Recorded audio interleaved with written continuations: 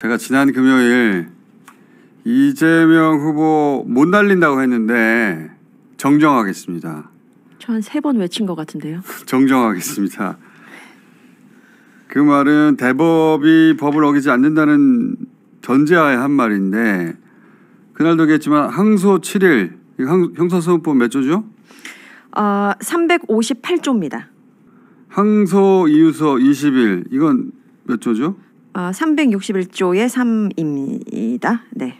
27일이 보장돼 있다. 그래서 27일이면 지나간다고 했는데 20일을 빼버리면 항소 기간 7일만 남는다.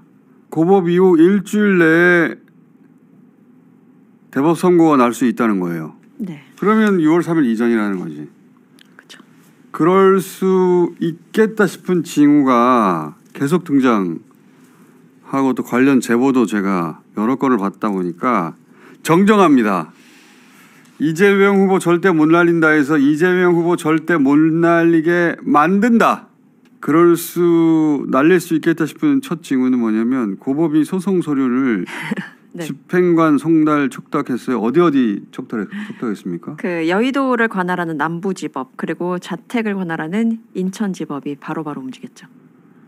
이게 이제 보통 우편 송달하거든요. 다 그래요, 다.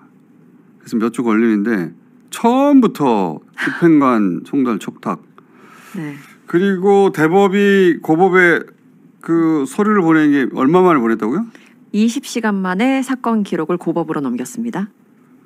당일 촉탁하고 기일 지정도 했죠. 네, 맞습니다. 당일 형사칠부로 배당이 됐고 당일 그러니까 1시간 만에 첫 공판 기일이 지정됐습니다. 전부 당일에 비세 속도로 해치웠어요. 네. 대법이 사법사상 전무후무한 속도로 파기환송 해치운 이유와 고법이 단 하루 만에 이 모든 걸 해치운 이유가 어떻게 관련이 없겠습니까? 이거 대선 전에 이재명 유죄 확정해가지고 이재명 날리려고 하는 거 아닌가? 원래 있던 재판도 대선 기간에 멈추는 게 그동안의 사법인데 이번에는 이제 한 달 남았는데 이재명 사건만 사법 역사상 전무후무한 속도로 속도전을 펼치고 있어요. 대선 전에 이재명 날리려고 하는 거 외에 무슨 이유가 있겠어요?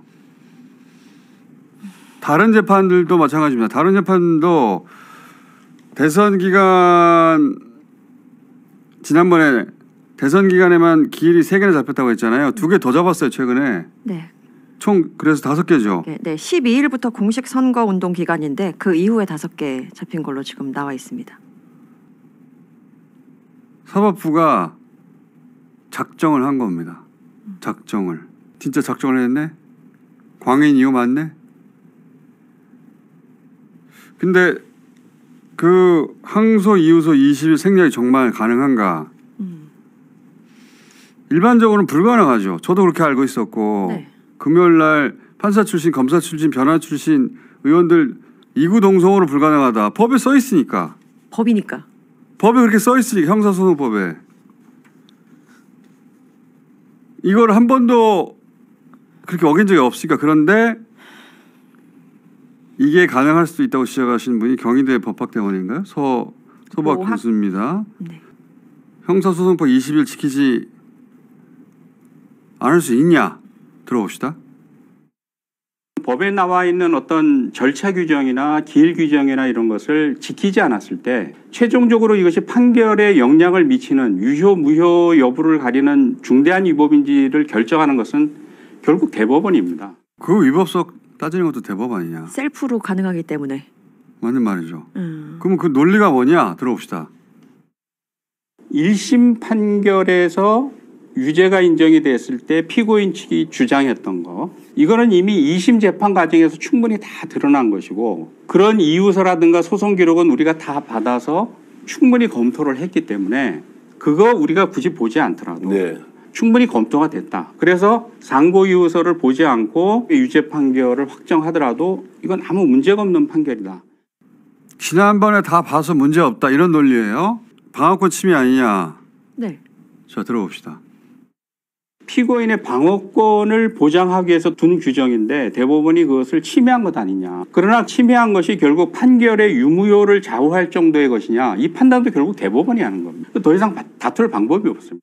대법원이 그렇게 판단하고 해버리면 이거를 뒤집을 법적 제도가 없어요. 끝이에요. 끝. 의미가 다음 대통령 자기들이 결정한다는 건데 이걸 어떻게 막느냐 들어봅시다. 기일 변경 신청을 안 받아줄 가능성이 크고 또 피고인이 재판에 나가지 않게 되면 한 번은 재판을 못 합니다. 그런데 두 번째부터는 바로 공판을 진행할 수가 있거든요. 5월 15일 날 첫 번 공판이 열리고 만약에 피고인이 출석하지 않으면 제 생각에는 16일 날 아마 바로 잡을 겁니다. 그날 공판을 종결하고 그날 선고할 가능성이 저는 크다고 보거든요. 15일이 목요일이고 16일이 금요일입니다. 근데 전례가 있나요? 전례라는 건 없지만 전례는 만들면 전례가 되는 거죠. 그러니까. 최대한 여유를 준다 그래도 그 다음 월요일쯤 저는 판결이 선고될 거로 보고요. 그러니까 이런 얘기예요. 이 고법의 기일 변경 신청 나 15일이면 대선 보름 전이에요. 네. 대선 후보인데 대선 보름 전입니다. 기일 변경 신청. 이거 말했잖아요. 저 같은 사람 출장 간다고 해도 한두 달 잡아준다고. 통상은 다 받아줍니다. 네. 그런데 지지율 1위 후보가 보름 후에 대선이어서 선거운동해야 돼요. 전국 돌아야 돼요. 근데 이걸 안 받아준다. 대선 이후로 보름만 연기해달라는 걸 안 받아준다. 그러면 이재명 날리기죠. 그죠? 네. 서 교수는 안 받아줄 거라고 전망하는 거예요. 여기까지 왔는데 사법이. 그거 받아줄 거라면 이렇게까지 했겠느냐는 전제하에. 그래서 15일인데 그날 안 나가잖아요. 기일 변경 신 안 받아줘서. 그러면 하루는 재판을 못 해요. 그렇게 돼 있어요. 근데 그 다음날 16일에 바로 잡아가지고 선고까지 해버린다. 그 벌써로 선고해버린다는 거예요. 그럴 수 있어요. 재판부 마음이에요. 통상은 안 그렇게 하지만 그냥 하면 된다는 거예요. 재판부가. 전례란 만드는 것이다. 그래서 16일 날 선고할 수도 있고 시간을 더 줘봐야 그 다음 월요일 며칠이라고요? 19일. 19일. 네. 이재명 대표한테 7일이 주어진다고 할지라도 한 22, 23 이때는 재상고를 해야 됩니다. 그럼 재상고를 하면 대법원한테는 그 다음 토요일, 일요일 빼고 26일부터 6월 2일까지 한 7, 8일의 시간이 주어져 있습니다. 상고 이유서를 20일 동안 기다린다. 그러면 대선이 넘어가겠지만 대법원이 마음먹고 우리가 이 판결을 확정하겠다 그러면 얼마든지 이 기간에 확정을 할 수가 있거든요. 그래서 이제 위험한 거죠. 지금 상황이. 듣고 보니 매우 심각하죠. 저는 서부학 교수님의 저 주장이 아직까지는 주장이 이제 벌어지지 않았으니까 네. 주장이 매우 합리적 우려를 담고 있는 주장이라고 생각하는데 만약에 9일 만에 파기환송이 없었다면 저 주장은 아무도 믿지 않았을 거예요. 근데 대법이 우리 사법사상 최초로 단 9일 만에 전원합의체 파기환송을 했잖아요. 네. 9일 만에 파기환송할 것이라고 만약에 한 달 전에 누군가 얘기했으면 말도 안 되는 소리 좀 하지 말라고 했을 거예요. 모든 대한민국 법조인들이 그런 일이 벌어졌지 않습니까? 그러니 서부학 교수의 저 주장을 어떻게 흘려들어요. 그래서 어떻게 이걸 막을 수 있느냐 들어봅시다. 고등법원에서 기일 변경 신청을 했는데 그것을 받아들이지 않고 15일 날 공판을 강행하겠다. 이제 이렇게 가게 되면 고등에서는 거기서도 속도를 낼 의지를 드러낸 것이기 때문에 일단 고등재판부를 탄핵을 한다. 그러면 다른 재판부를 배당해가지고 또 거기서 재판을 하면 되는 것 아니냐. 고등에서는 사실 상고가 되자마자 그 다음날 바로 판결을 확정시킬 수 있거든요. 재판부를 재배당해서 판결이 나오게 되면 일주일의 시간이 주어져 있지 않습니까? 그 기간 동안에 이제 저는 대법원장하고 대법관 전원을 다 탄핵을 해야 된다. 그 반대 의견을 낸 2명을 빼고. 이재명을 날리는 건 한덕수를 당선시키려는 적극적인 행위입니다. 네. 공직선거법 위반이에요. 공무원법에도 걸리는 것이고. 이것은 사법 구태타가 아니고 뭡니까 이런 게? 대법원장 탄핵 얘기가 나온 겁니다. 대법원장 탄핵은 일반적으로는 엄청나게 극단적인 이야기인데 지금 저쪽에서 벌인 일에 비하면 아무것도 아니에요. 대법원장 한 사람이 뭐라고. 자, 그 이유에 대해서도 법학자로서 이 얘기를 합니다. 들어봅시다. 이건 명백하게 대선 과정에서 법원의 정치 개입이다. 대선 개입이다. 공무원의 정치적 중립 의무에 이 정면으로 반하는 것이거든요. 대선 기간이라는 것은 국민들의 시간이고 국민들이 나라 지도자를 뽑아야 되는데 자기들이 나서가지고 국민들의 선택권을 뺏어가는 거거든요. 또 하나는 대법원에서 불과 9일 만에 판결문이 나왔는데 자기들이 심리를 2번 하고 실질적으로 심리한 기간을 따져보면 기록을 볼 시간이 한 48시간 정도밖에 안 된다는데 6만 8천 페이지나 되는 기록을 뭐 사실상 볼 수가 없는 거죠. 로그인이 안 됐을 수도 있고요. 맞습니다. 이거는 졸속 재판이거든요. 재판 자체가 무효가 된다 그러던데요. 그렇죠. 그 예. 중대한 하자가 있는 거죠. 예. 만약에 그 사실이 밝혀지게 예. 되면. 그래서 저는 이건 정말 중대한 절차 위반이다. 2가지 사유를 들어가지고 헌법과 법률 위반으로 저는 탄핵을 할 수 있다고 보거든요. 대법원장하고 그 대법관들. 예.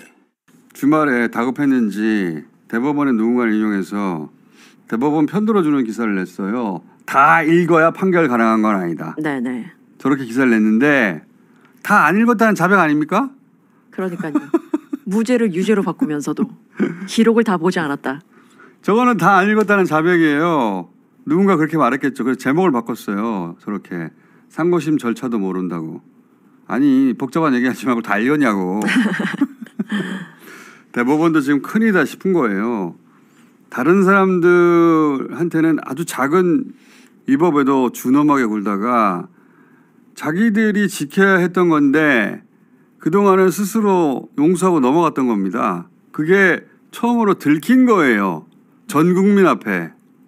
그것도 대선 후보를 날리겠다고 작정한 판에서 가장 큰 판에서 네. 들킨 거예요.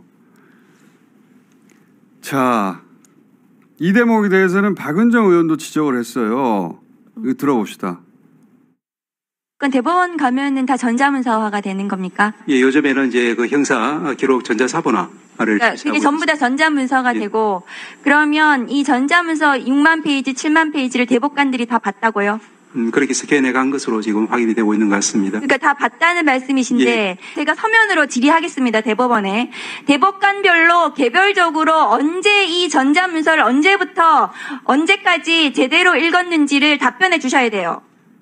서명 받고 있는데 하루 만에 50만 서명했더만 고법이 무죄를 선고해버리는 거예요. 네. 꼼수 중에 꼼수인데 상고는 불리한 쪽에서 하는 거니까. 그러면은 유죄면 이재명이 상고하지만 7일이 그래서 최소한 보장이 되지만 무죄 선고하면 검찰이 바로 선고할 수 그렇죠. 상고를 써요. 7일 다 쓰지 않고. 네. 지난번에 그래서 하루 만에 했거든요. 그러면은 대법원에 약 14일 정도가 생기는 겁니다. 선고할 수 있는 대선 전에. 오, 그러니까 수호보에 해부해가지고 퇴단 시간 내에 판결해 버릴 수 있겠다. 이론적으로는 무서운 상황이죠. 이렇게까지 할 수 있을까? 저는 그렇게까지 할 수도 있다까지 계산에 넣어서 모든 시나리오를 다 만들어둬야 된다고 봅니다. 아, 그건 깜빡했네 하면 다시 대안을 내놓을 수 있는 게 아니고 그럼 이재명 후보가 없는 거예요. 네. 자, 어제 민주당이 이제 의총에서 탄핵은 유보하고 일단 그리고 고법의 기일 변경 신청 요청했다고 하는데 아마도 이제 적절한 타이밍에 하려고 하는 전략적 판단도 여기 포함되겠죠. 이것은 정청래 의원에게 나중에 법사위원장이니까 모시기를 물어보기로 하고 일단 브리핑 마무리하기 전에 제 의견을 얘기해 보자면 저는 윤석열이 파면되고 나서 다 이기고 왔다고 말한 적이 있잖아요. 네, 그렇죠. 파면되고 사저로 돌아가면서 그때 주민들에게 한 말이죠. 이거 다시 한번 들어봅시다. 이기고 돌아온 거니까 걱정하지 마세요. 저는 저만에 계속 거슬렸거든요. 그냥 궤변이 아니다. 그러니까 윤석열이 미치광인데 네. 멍충인데 근데 자기 이기에는 굉장히 예민한 사람이에요. 네. 파면되는데 다 이겼다. 저거는 우리가 모르는 나중에 이겼다고 말할 뭔가가 있다는 소리인데 근데 내가 마음이 계속 걸렸어요. 그리고 조희대 대법원장이 전원합의체 해부할 때부터 계속 기꺼이 맴돌았거든요. 그리고 윤석열 체포 당시 사석에서 했다는 말, 내가 탄핵되더라도 이재명은 안고 간다. 그런 풍문도 같이 생각이 나서 조희대 파기환송위에 이제 서 교수님의 주장에 더해서 제가 여러 군데 알아봤습니다. 네. 저도 나름의 커넥션이 있지 않겠습니까? 다양한 루트로. 그리고 나서 조각을 맞춰보니까 그 말의 의미를 이제 알 것 같아요. 뭐냐면 지금 우리는 평소라면 우리 같은 사람들은 볼 일이 없는 아주 귀한 법조 인사들이 직접 빤스를 벗고 선수로 뛰는 아주 희귀한 장면을 보고 있는 거거든요. 대법원장이 빤스를 벗고 내가 대통령 결정할 거야. 이런 걸 우리가 어떻게 볼 수 있겠어요. 근데 그 과정에서 그들끼리의 커넥션도 같이 드러나고 있다. 예를 들면 어떤 유명 법무법인의 모 변호사 이름을 제가 여러 사람한테 들었어요. 금, 토, 일 사이에. 윤석열과 서울대 법대 동문이고 조희대 판사 잘 알고 조희대 대법원장이 되는 데 기여한 것으로 전해지고 한덕수와도 근무연 같이 근무한 적이 있고 그리고 윤석열 임기 초에 기억하시는지 모르겠는데 한 무리의 변호사들과 술자리를 함께 했다라는 뉴스가 있었던 적이 있었는데 그 자리에서 같이 있었던 걸로 전해지는 평상시라면 우리가 알 수 없는 귀한 분들이죠. 그러니까 윤석열, 조희대, 한덕수 모두와 연결고리가 있는 이런 분들이 지금 벌어지고 있는 일을 함께 도모하고 있고 그들은 그렇게 결정하였다. 20일을 주지 않고 7일만 주고 선고하는 것으로 결정하였다고 제가 여러 사람한테 들었어요. 물론 그렇게 결정했다고 해서 그렇게 실행에 옮겨질까? 이건 또 하나의 문제이긴 한데 제가 듣기로는 그렇게 들었어요. 어머? 한덕수 역시 그렇게 자기들끼리 아는 사람이라서 차출한 것이다. 그 귀한 분들 제가 들은 제보입니다. 그냥 사실 확정이라고 할 수는 없고 그냥 제가 그렇게 들었어요. 그렇게 귀한 분들이 빤스를 벗고 직접 나서서 뭘 하고 있죠? 이재명은 안 돼. 그러면 아까도 얘기했지만 지금 남는 건 지지율로는 한덕수 아닙니까? 그러면 한덕수 대통령이면 조희대 대법에서 윤석열 무죄로 풀어주지 않을까요? 이게 내란이고 구태타 아니면 뭐죠? 그래서 절대 그냥 두고 볼 수 없다는 겁니다. 저는. 저도요. 근데 저는 자 여기까지밖에 말할 수가 없고 이 사안을 야당의 인사들과 함께 이야기를 나눠보기로 하겠습니다.